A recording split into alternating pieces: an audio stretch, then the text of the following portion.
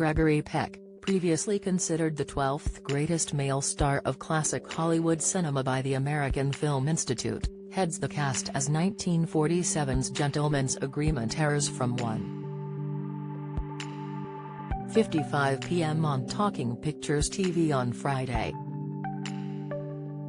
The Oscar-winning drama, which sees Peck star opposite Dorothy McGuire, following magazine writer Phil Green, who poses as a Jewish man in order to go undercover to write a series of articles on anti-Semitism, though he finds himself embroiled in prejudice as a result. Peck's 87-year life is one of Hollywood's best, and saw the star claim a host of awards during his illustrious career, including the Academy Award for Best Actor for his role in 1962's To Kill a Mockingbird. But his celebrity brought with it a heightened interest in the star's love life, and one star he was reportedly linked with during the 40s was Hollywood icon, Ingrid Bergman. Bergman, a three-time Academy Award winner, began a romantic relationship with Peck when the actor was married to Greta Kukkonen.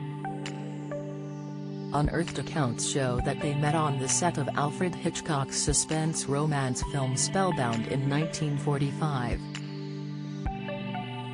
Despite claims being made around the time, it wasn't until 1987, when Peck was 71, that he acknowledged to having an affair with Bergman, who was married to Petter Lindstrom, remarking that "I was young. She was young."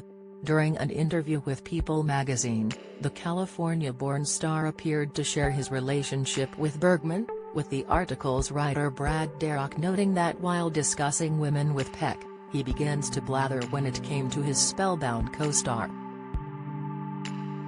He said, "Now we get into an area where I can't answer. All I can say is I had a real love for her, and I think that's where I ought to stop. Except to say she was like a lovely Swedish rose. I was young. She was young. We were involved for weeks in close and intense work." Writing in his 2002 book Gregory Peck, a biography, author Gary Fishgold discussed the continued reports of a romance blossoming between Peck and Bergman. Speculation grew further when the pair came in late, disheveled for filming, he noted. And Fishgold quoted Peck as saying of Bergman, "I think you fall in love a little bit with a woman like Ingrid Bergman. I don't think Therese any way to avoid it, for she was incredibly beautiful, and a very sweet person. Her lovely skin kind of took your breath away, and her whole radiance was something to behold." Both Bergman and Peck would eventually both divorce their spouses, and go on to marry. Peck's confession of their closeness came 5 years after Bergman's death, aged 67 in 1982. Some 21 years later Peck passed away.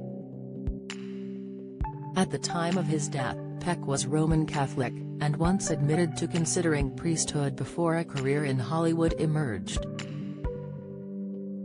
He would later be asked about his relationship with faith, by a journalist, saying, "I am a Roman Catholic.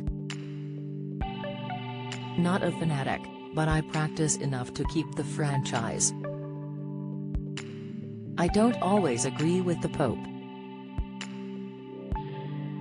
There are issues that concern me, like abortion, contraception, the ordination of women,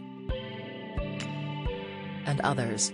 As the Church prohibits remarriage if a person's first spouse is still living." Peck's second marriage, this time to Veronique Passani, was performed by a justice of the peace, and not a priest.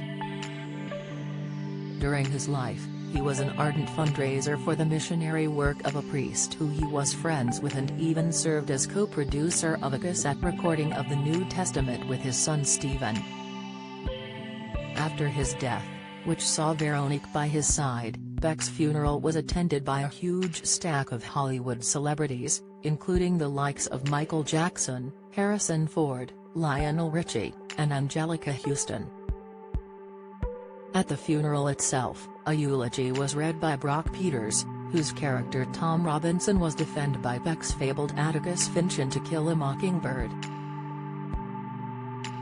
Gentleman's Agreement airs from 1:55 p.m. on Talking Pictures TV on Friday.